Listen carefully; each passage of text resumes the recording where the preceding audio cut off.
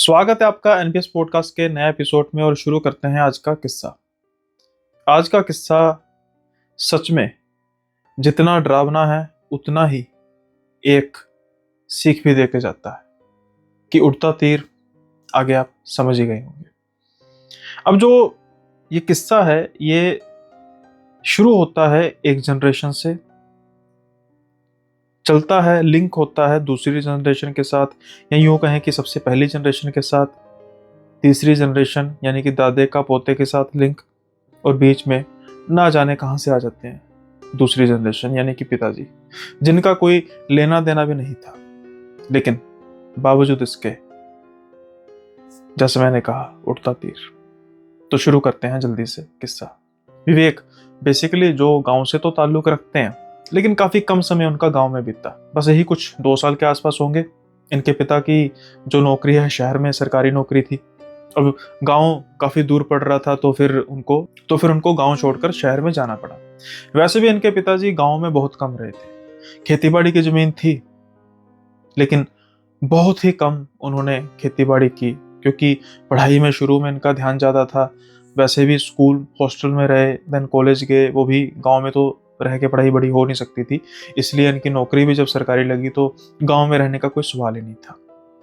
वहीं दूसरी ओर गांव में विवेक के दादाजी, दादी जी, उनके चाचा चाची, ताऊ ताई सब रहते थे। ये बाकी सब खेतीबाड़ी का काम संभालते थे। अब जैसे जैसे विवेक बड़ा हो रहा था, कभी कभार जब गांव में जाना होता है, क्योंकि ज्यादातर तो छुट्टियों में बच्चे अपने नानी के पास जाते हैं, लेकिन कभी कभी दादाजी से मिलने भी जाना होता था।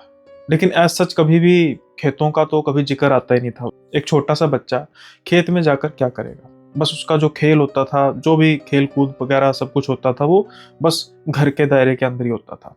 अब धीरे धीरे विवेक भी बड़ा हो रहा था। अब ऐसे ही विवेक तकरीबन 12 वर्ष का हो चुका था। तब तक खेतों के बारे में, बाकी सब गांव की और भी एक्टिविटीज के बारे में धीरे धीरे उसको पता लगना शुरू हो गया था, और उसकी एक्साइटमेंट भी बढ़ रही थी कि भाई अब नानी का घर तो शहर वगैरह में है, हाँ हमारा भी जो मेन घर है वो तो गांव में है। इस बार की जो सर्दियों की छुट्टियां थी वो विवेक गांव बिताने वाला था, और ये छुट्टियां कुछ ज्यादा ही खास होने वाली थी।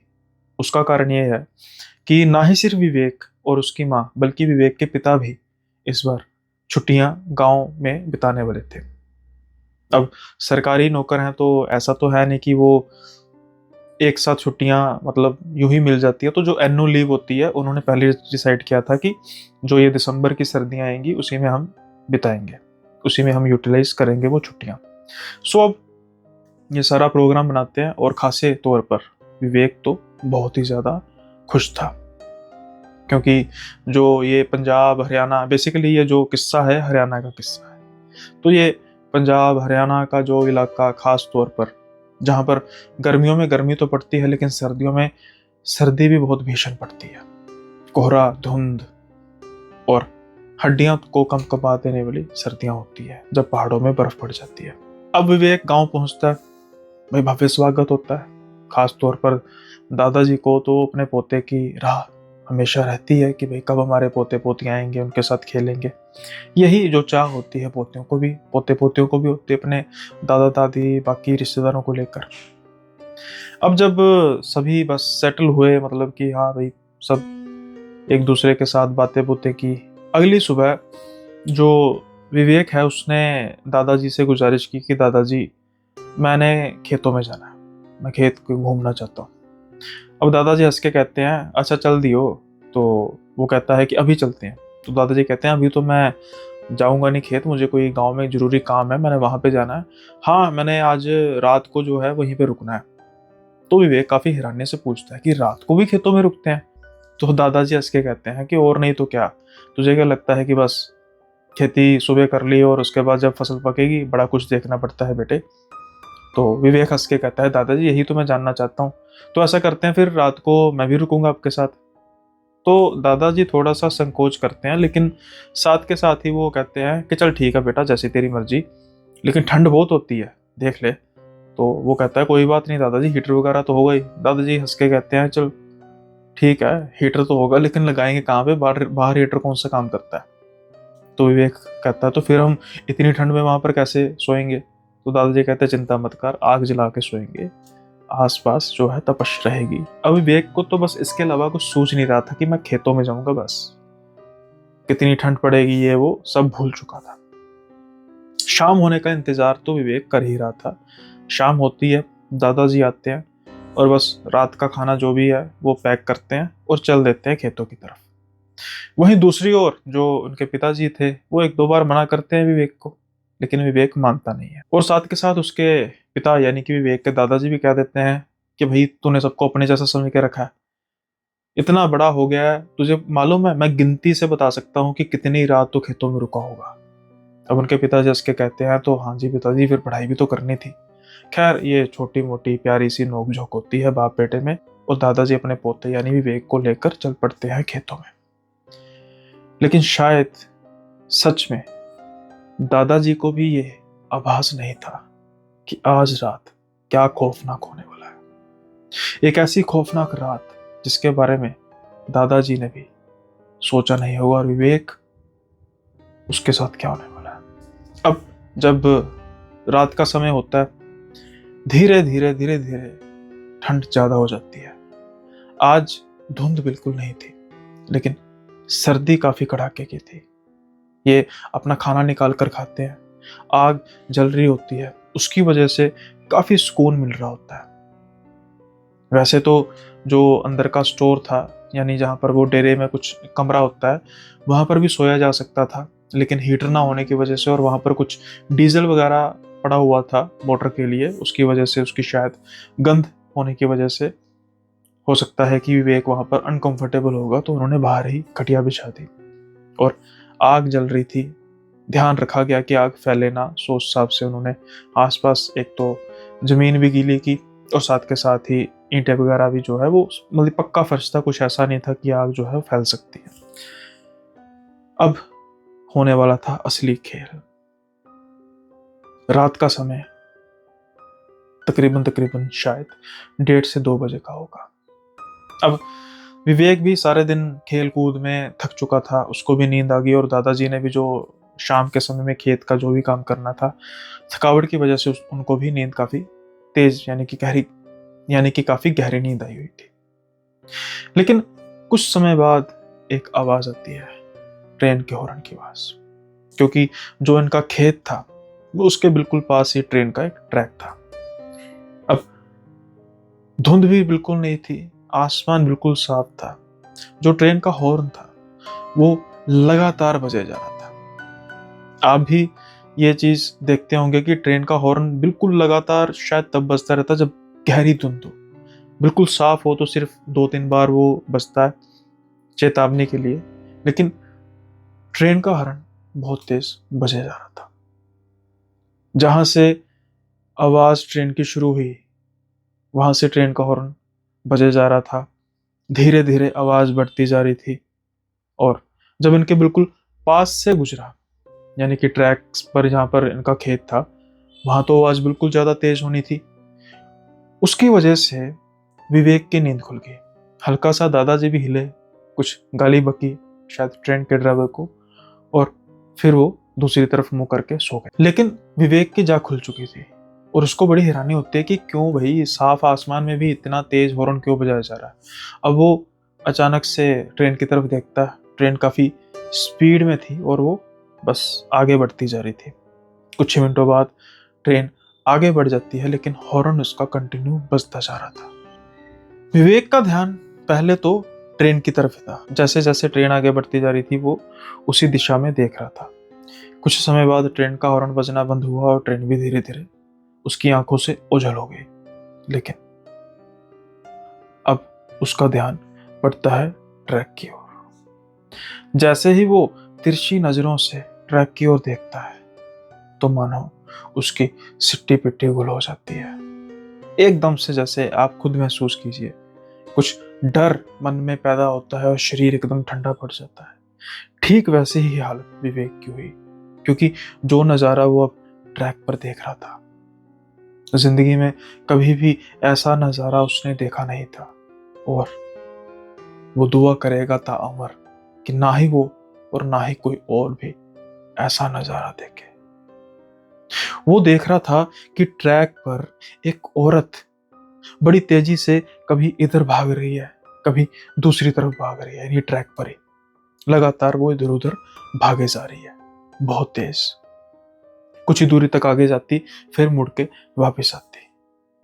अब आप सोच रहे होंगे कि हो सकता है कि कोई पागल औरत हो, या फिर यह भी हो सकता है कि जो ट्रेन बार बार हॉर्न बजाए जा रही थी, इसी की वजह से बजाई जा रही हो कि शायद वो ट्रैक पर खड़ी हो और ट्रेन हॉर्न बजा रही हो, ट्रैक से तब उतर गई हो, और उसके बाद जब ट्रेन गई हो तो फिर से वो अपना इधर उधर भागना शुरू कर दिया।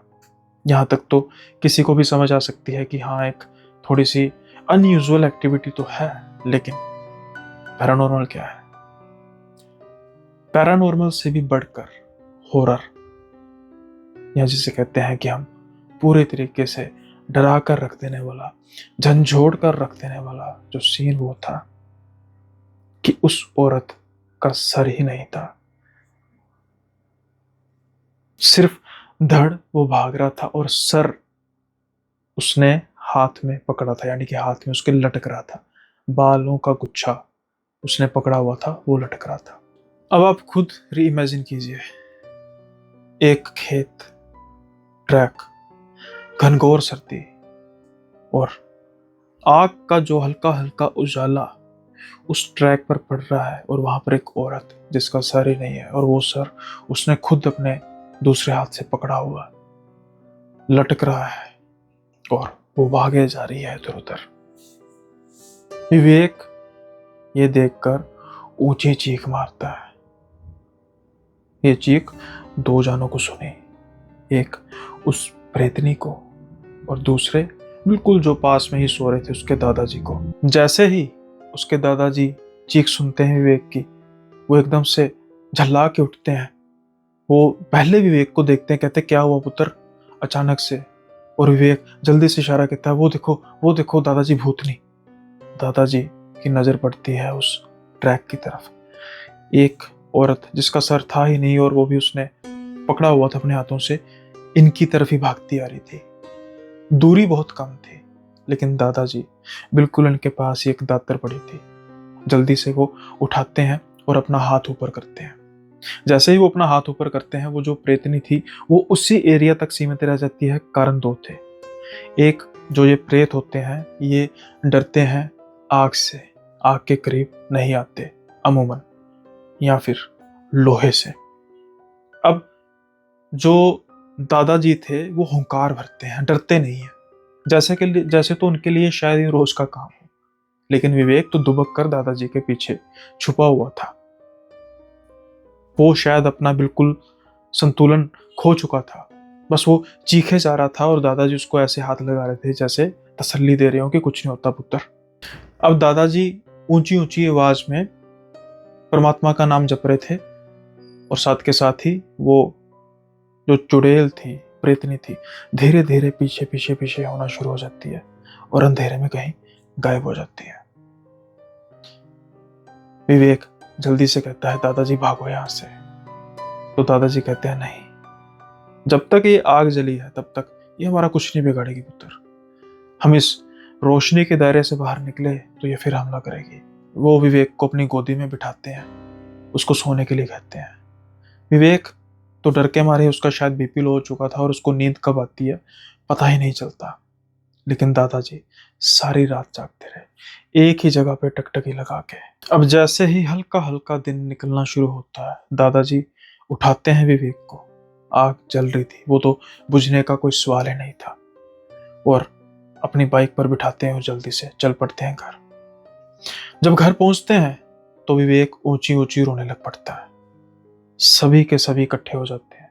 दादाजी सब कुछ बताते हैं।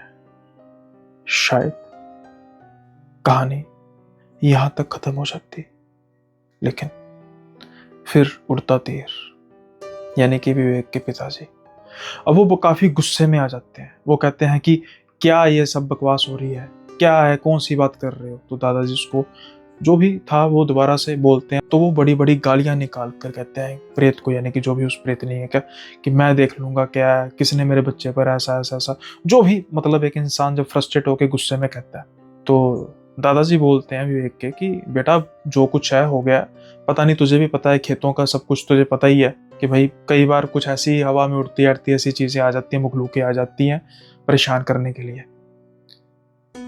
अब यहां तक तो शायद मामला थोड़ा सा ठंडा हो जाता, लेकिन अब बात आने वाली थी ईगो पर। किसकी?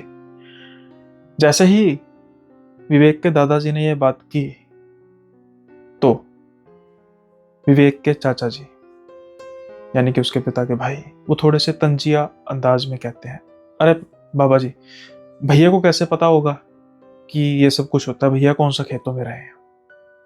अब जैसे ये बात सुनते हैं विवेक के पिताजी तो थोड़ा सा ईगो पर ले लेते हैं, तो उसको कहते हैं, हाँ तो ठीक है ना, पढ़ा लिखा भी तो सब में मैं ही हूं ना सबसे ज्यादा, अब जब खेती में करनी नहीं है तो फिर मैं जाऊं क्यों।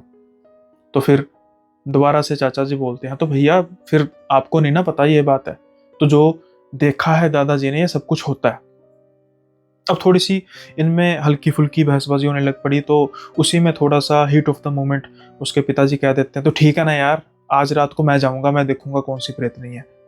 सब पता नहीं क्या मतलब इन्होंने नींद नूंद में देख लिया, कुछ सपना आया होगा, उसी को सच मान कर बैठ गए। तो दादाजी कहते हैं कि पुत्र, मैं सारी रात बैठा रहा हूं इसको गोदी में उठाकर, वो भी सपना था क्या। लेकिन अब बात कुछ ईगो पर जैसे मैंने कहा आ चुकी थी, बढ़ चुकी थी, तो इनके पिताजी विवेक के ठान चुके थे कि भाई आज रात को मैं वहां पे जाऊंगा, वो भी अकेला। अब सब जानते थे कि सारे परिवार में सबसे ज्यादा जिद्दी विवेक के पिताजी हैं, सभी उनसे डरते थे, इंक्लूडिंग उनके उनके पिता यानी विवेक के दादाजी भी। उनकी बात को कुछ कोई मना नहीं कर सकता था। वो कहते भी हैं कि बेटा जो कल हमने देखा है उसके बाद मैं तुझे अलो नहीं कर सकता। तो विवेक के पिताजी कहते हैं, आप ही ने तो कहा था कि आग जली है, हथियार है, तो फिर मुझे कौन सा डर, आपको कुछ नहीं हुआ तो मुझे क्या होगा, लेकिन मैं जाऊंगा जरूर, देखूंगा मैं भी कि कौन सी सरकटी प्रेतनी है। खैर, बात कौन रोक सकता था उनकी। शाम का टाइम होता है तो जाने की तैयारी होती है। विवेक के पिताजी चल पड़ते हैं खेतों की ओर। दूसरी ओर विवेक की तबीयत कुछ खराब हो चुकी थी, बुखार हो चुका था। हर बार जैसे ही विवेक आंख खोलता तो उसको वही नजारा जो उसने कल देखा था, उस नजारे को सोचकर ही उसकी रूह तक कांप जाती और वो डर के मारे फिर आंखें बंद कर लेता। अब पंडित जी को भी बुलाया गया, थोड़ा सा उसको गंगा जल छिड़का, मौली वगैरह बांधी, ताकि उसका जो डर है उसके अंदर डर बैठ चुका है वो थोड़ा सा दूर होए, और टेप रिकॉर्डर में सुंदरकांड का पाठ लगा दिया ताकि जो भी संकट आया है बच्चे पर वो टल जाए। अब आज की रात शायद दोनों बाप बेटे के लिए कहर की रात थी, क्योंकि दोनों को एक साथ जो होता है, अब दोनों की कहानी चल तो उस रात एक साथ रही है, लेकिन अब मैं दोनों एक साथ तो बता नहीं सकता। तो पहले एक किस्सा जो हुआ वो बताऊंगा, उसके बाद फिर दूसरा किस्सा हुआ उसकी बात करेंगे। रात का समय है, विवेक सो चुका है। अब कुछ देर बाद उसकी नींद कुछ गहरी हो जाती है, लेकिन अचानक से फिर वो आवाज, ट्रेन की आवाज उसके कानों में गूंजती है। धीरे धीरे वो आवाज और तीव्र होती जा रही थी, फिर एक पॉइंट पर आकर ठीक वैसे ही जैसे कल वो आवाज तेज हुई और अचानक से उसकी जाग खुल जाती है। वो उठकर देखता है कि वो तो अपने कमरे में है ही नहीं। उसकी माँ जो उसके साथ सोई थी वो नहीं है, बल्कि खटिया पर दादाजी सोए हैं। और फिर वही नजारा, जैसे ही वो ट्रैक की तरफ देखता है उसको भागती नजर आती है वही चुड़ैल, सरकटी प्रेतनी। आज विवेक चीख नहीं मारता, क्योंकि उसको पता था कल मैंने चीख मारी थी और क्या हुआ था। वो धीरे से दादाजी को उठाता, दादाजी उठो, दादाजी उठो, वो देखो वो कल वाली प्रेतनी, वो फिर आ गई, वो फिर आ गई दादाजी। जल्दी से हम चुपके से निकल जाते हैं, अभी उसने हमें देखा नहीं है, अगर देख लिया तो फिर वो मारने आएगी। ऐसे ही धीरे धीरे वो बोली जा रहा था। दादाजी उसकी तरफ देखते हैं, फिर वो ट्रैक की तरफ देखते हैं और देखकर कहते हैं, मुझे तो कुछ नजर नहीं आ रहा, मुझे सोने दे, कल सुबह जल्दी उठना है। अब ये कह के उसके दादाजी फिर सो गए। अचानक विवेक का ध्यान जाता है कि जो आग है वो मध्यम बढ़ रही है, जो ईंधन है धीरे धीरे कम होता जा रहा है, और जैसे ही आग बुझेगी वो प्रेतनी हमला कर देगी। विवेक धीरे धीरे उठता है, जैसे जानवर धीरे धीरे क्रॉल करके आगे जाते हैं ताकि उस प्रेतनी की नजर विवेक पर ना पड़े। वो लकड़ियों के पास जाता है, एक एक करके धीरे धीरे लकड़ी वो आग के ऊपर डालनी शुरू कर देता है। अब लगभग सारा काम पूरा हो चुका था, लेकिन अचानक से उसका पांव एक लकड़ी पर आ जाता है जो आग में रखी थी, थोड़ी सी ऊपर थी और बाहर की तरफ थी। जैसे ही विवेक का पांव लकड़ी के ऊपर आता है, लकड़ी एकदम से ऊपर होती है और आवाज उत्पन्न होती है, और उस प्रेतनी का ध्यान विवेक की तरफ। विवेक जैसे ही उस प्रेतनी की तरफ देखता है, उसके सर की तरफ देखता है जहां आंखें उसकी चमक रही थी, और वो प्रेतनी एक चीख मारती है। जैसे ही वो चीख मारती है, विवेक की आंख खुल जाती है। ये कुछ और नहीं बल्कि एक गहरा सपना था। विवेक जल्दी से उठता है, अपने आसपास देखता है, उसकी मां सो रही थी, और वो टाइम देखता है। टाइम तकरीबन कुछ 5 बजे के आसपास का था, लेकिन घनघोर सर्दी होने के बावजूद विवेक के तो पसीने निकल रहे थे। अब वो किसी को कुछ कहता नहीं है, धीरे से उठता है, उसको प्यास लगी थी, बाहर रसोई में जाता है, पानी पीता है, और वो आके लेटने की तैयारी करता है, बेड पर बैठता है। लेकिन अचानक से उसको महसूस होता है कि उसके हाथ पर कुछ टप टप टप करके गिर रहा है। अंधेरा था। उठता है, पहले महसूस करता है कि कुछ चिपचिपा है, क्या है? ऊपर की तरफ देखता है, घनघोर अंधेरा होने की वजह से कुछ नजर नहीं आ रहा था। वो फिर उठता है, हाथ वगैरह का सहारा लेते लाइट जलाता है, और जैसे ही ऊपर देखता है, अब विवेक खुद को रोक नहीं पाता। उसकी तीखी चीख से सारे का सारा घर दहल जाता है, क्योंकि विवेक को पंखे पर एक सर लटका हुआ नजर आ रहा था, उसी प्रेतनी का हूबहू वही बेहद डरावनी शक्ल।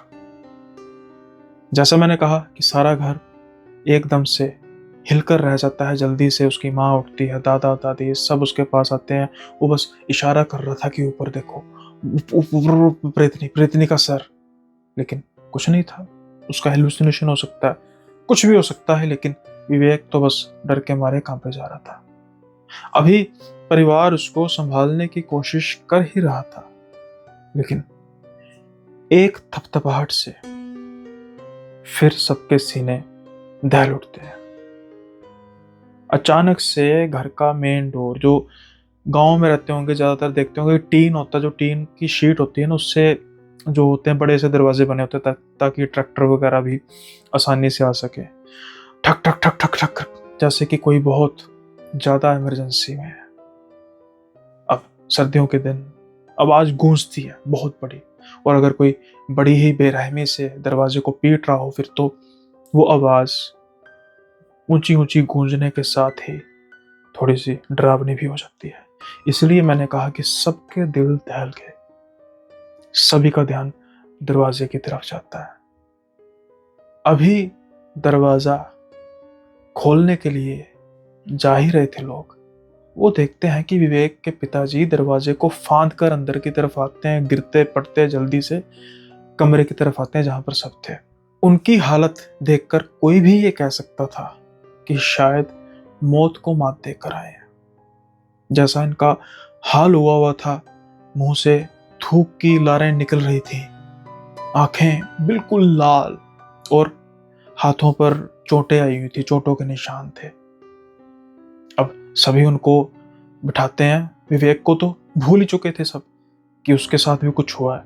जल्दी से कहते हैं, क्या हुआ बेटा, क्या हुआ? गर्म पानी लेकर विवेक की दादी यानी उनकी माँ आती है, जल्दी से उनका मुंह साफ करती है और पूछती है, पुत्र क्या हुआ? लेकिन विवेक के पिता कुछ भी बोलने की हालत में नहीं थे। बस वो कँपकँपाते हुए एक ही बात कह रहे थे, वो सरकटी प्रेत नहीं, वो पीछे पड़ी है मेरी, देखो मुझे मार देगी मुझे। अब सभी कहते हैं कि कुछ नहीं है, अब तू घर पे आ गया, चिंता मत कर, सब ठीक है, कोई दिक्कत वाली बात नहीं। तकरीबन 1-2 घंटे उनको संभालने के लिए लग जाते हैं, लेकिन उसके बावजूद वो बस कांपे जा रहे थे, डर के मारे अपने आप को स्टेबल कर नहीं पा रहे थे। फिर आनन फानन में जो गांव का क्लिनिक डॉक्टर होता है, वहां पर क्लिनिक से लेकर आया गया, घर से लेकर आया गया होगा, सुबह सुबह कौन सा क्लिनिक ओपन करना होता है। वहां पर वो आए और उसको, उनके पिताजी को नींद का इंजेक्शन दिया ताकि थोड़ी देर रेस्ट हो जाए, थोड़ी देर आराम होता है। ज्वर भी काफी हो चुका था, उसके भी मेडिसिन दे दी जाती है। और फिर उसके बाद जब होश आती है तो फिर एकदम फिर से वो डर के कांप जाते हैं। आसपास देख के कहते हैं कि वो आई तो नहीं। तो दादाजी पूछते हैं, किसकी बात कर रहा है पुत्र? वो कहते हैं, वो सरकटी प्रेतनी। पापा सच में है, मुझे माफ कर दो, मुझे मैंने सोचा कि पता नहीं क्या वहम हो गया आपको, लेकिन मैंने उसको देखा। अब क्या हुआ उनके साथ? जो इंसान कल इतनी बड़ी बड़ी गालियां निकाल रहा था एक आत्मा को, आज अचानक से वो उससे इतना डर गया कि अपने घर में अपने रिश्तेदारों के आसपास होने के बावजूद उसको ये डर सता रहा है कि वो उसको आकर मार देगी। अब उनके पिता की ये अभी हालत नहीं थी कि वो कुछ ज्यादा कह सके, तो उन्हें आराम करने दिया जाता है। वही दूसरी ओर विवेक, जैसा मैंने कहा, उसको तो वही भूल ही चुके थे। विवेक को अब नॉर्मल लग रहा था, हालांकि रात तो अभी अगली हुई नहीं थी, लेकिन तब तक विवेक थोड़ा सा नॉर्मल हो चुका था। वो कहते हैं ना कि ज्यादा दुख देखकर जो कम दुख होता है, इंसान उसको कहीं ना कहीं भूल जाता है। शायद विवेक के साथ यही हुआ था। अब शाम होते होते पंडित जी, जैसे उनको भी बुलाया गया था, उन्होंने भी वही जो किया जो विवेक के साथ किया, तो थोड़ा सा अच्छा महसूस कर रहे थे। तो अब शुरू होती है कड़ी दूसरी, विवेक का वर्जन उसी रात उसी समय जो अब उनके पिताजी के साथ हो रहा था। वो कहते हैं कि रात को मैंने आग जलाई अच्छे तरीके से और मैं सोने की कोशिश कर रहा था। कुछ समय बाद मुझे नींद भी आ गई, सर्दी काफी थी, तो फिर मैंने अच्छे तरीके से अपने आप को कंबल में ओढ़ा। आग की जो सेक थी उसकी वजह से गर्मी महसूस हो रही थी। कुछ समय बाद अचानक से मुझे आवाज आती है ट्रेन के हॉर्न की। जैसे जैसे ट्रेन करीब आती जा रही थी, वैसे वैसे हॉर्न की आवाज बढ़ती जा रही थी, वो लगातार ही आ रही थी। अचानक जब बिल्कुल तेज आवाज हुई तो मेरी जाग खुलती है और मैं सकपका के उठता हूँ, देखता हूँ, अरे जो नजारा था, मैं सोया तो खेतों में था, लेकिन जब मैं उठा तो मैं अपने इस घर की छत पे था। मैं उठ के आसपास कई बार देखता हूं, लेकिन कुछ नहीं था। मुझे लगता है कि कहीं मैं सपना तो नहीं देख रहा, मैं तो अपने खेतों में था, ये घर पे कैसे आ गया? क्या कहीं मैं बेहोश तो नहीं हो गया, मुझे उठाकर ले आए? और अगर उठाकर लेकर आए होते तो घर की छत पर क्यों सुलाना था? अभी मैं ये सोच ही रहा था कि जो टंकी है घर की, उसमें से अचानक से बहुत आवाज आ रही थी, जैसे कोई अंदर उसके तड़फ रहा है। पहले तो मैं डर जाता हूं कि ये कौन हो सकता है, लेकिन आवाज कोई नहीं आ रही थी, बस जैसे ऐसे लग रहा था कि अंदर कुछ ना कुछ तो है। इसलिए मैं जाता हूँ टंकी के ऊपर, जो ईंटें पड़ी होती हैं उनको साइड पे करता हूँ, लोग हटाता हूँ और देखता हूँ अंधेरे में मुझे कुछ नजर नहीं आ रहा। फिर मुझे याद आता है कि मेरे पास एक टॉर्च भी थी, तो मैं जल्दी से अपनी खटिया से टॉर्च उठाता हूँ। जैसे ही मैं रोशनी करता हूँ, वहां पर सिर्फ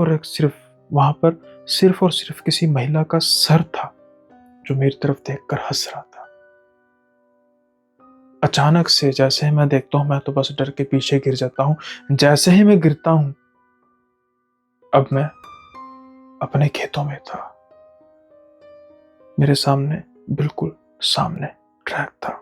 एक औरत खड़ी थी जिसका सर नहीं था और वो सर उसके हाथों में था।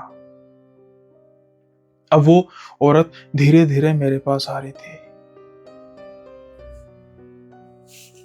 मेरी हिम्मत जवाब दे चुकी थी और सबसे बड़ी बात, जो आग थी वो लगभग लगभग बुझ चुकी थी। शायद उस सपने में मैं इतना खो चुका था कि आग कब मद्धम हुई मुझे पता ही नहीं लगा। अचानक से आग की आखिरी चिंगारी जैसे ही बुझती है, वो जल्दी से मेरी तरफ भागना शुरू करती है। मैं तो ये भी भूल चुका था कि मेरे पास हथियार भी है, दातर भी है।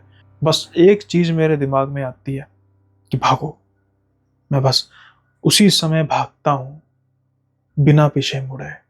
2-3 बार गिरता भी हूं, चोट लगती है, लेकिन पीछे मुड़ के नहीं देखता, क्योंकि पीछे मुझे आवाज आ रही, जैसे कोई खूंखार जानवर मेरे पीछे लगा। और अगर एक बार मैं उसके हत्थे चढ़ गया तो वो मेरा शरीर खुर्द बुर्द कर देगा।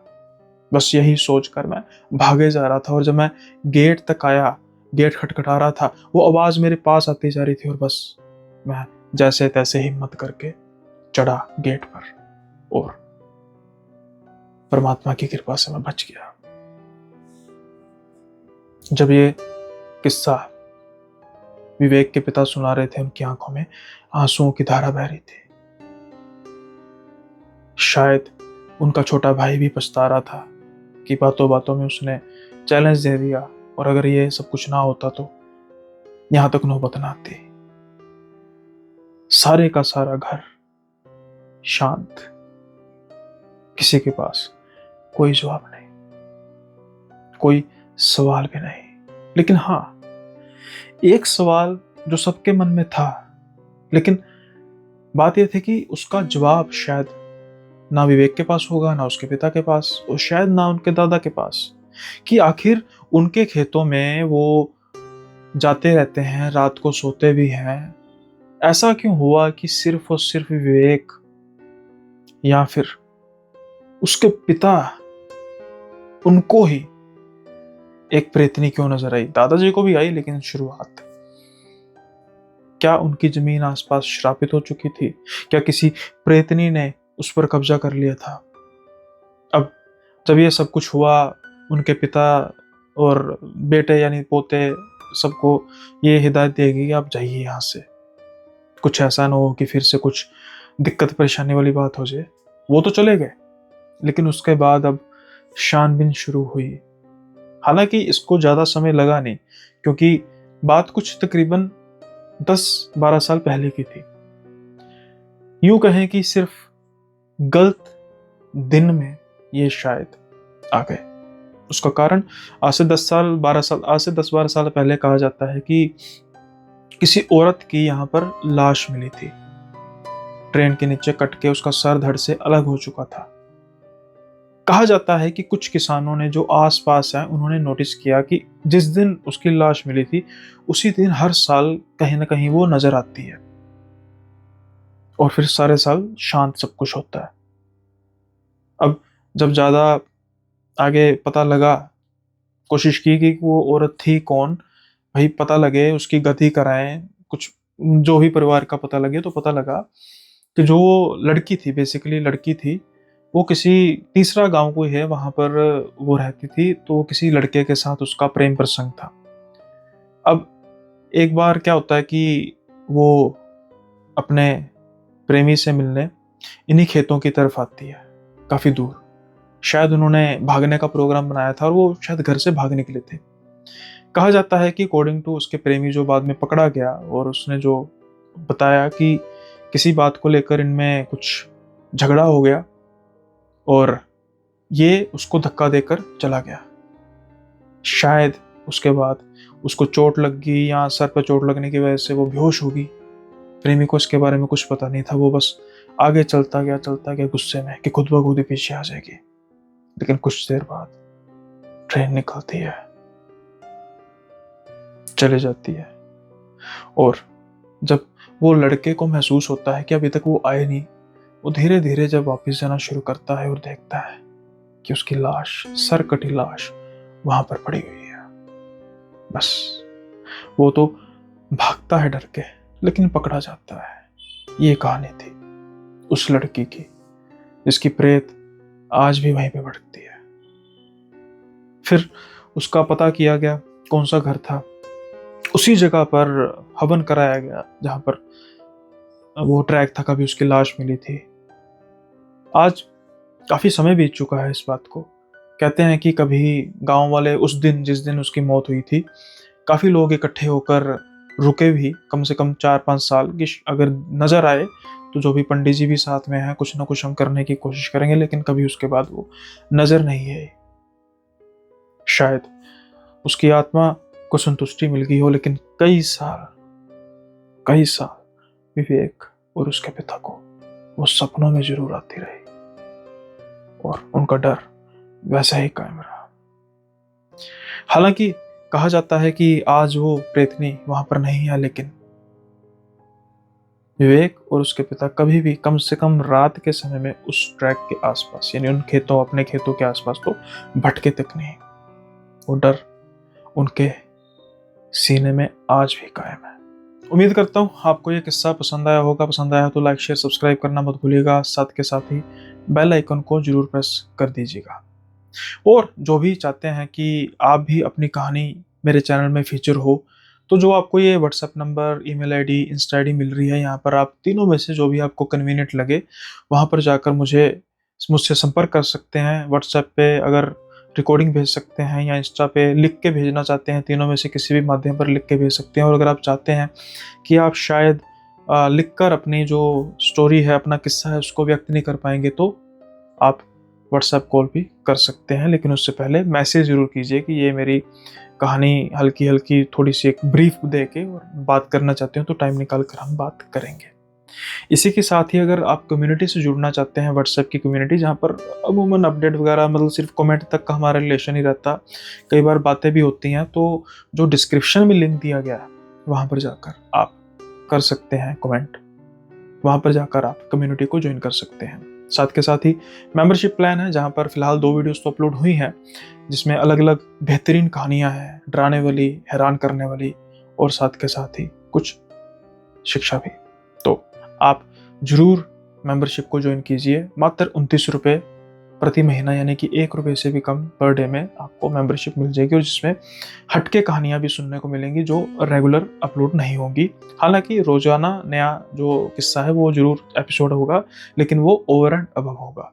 जैसे कि लाल साड़ी वाली चुड़ैल जो हिमाचल की, वो काफ़ी लोगों ने पसंद की, और उसके बाद एक मंगेतर की खूनी हंसी, दोनों किस्से लाजवाब बेहतरीन है, ऐसा व्यूअर्स का कहना है। मैं अब खुद की प्रशंसा क्या ही करूं। अब वक्त हो चला है आज के एपिसोड को यहीं पर विराम लगाने का। जल्दी ही मिलेंगे अगले एपिसोड में नए किस्सों के साथ। तब तक के लिए बाय बाय, अपना ख्याल रखिएगा।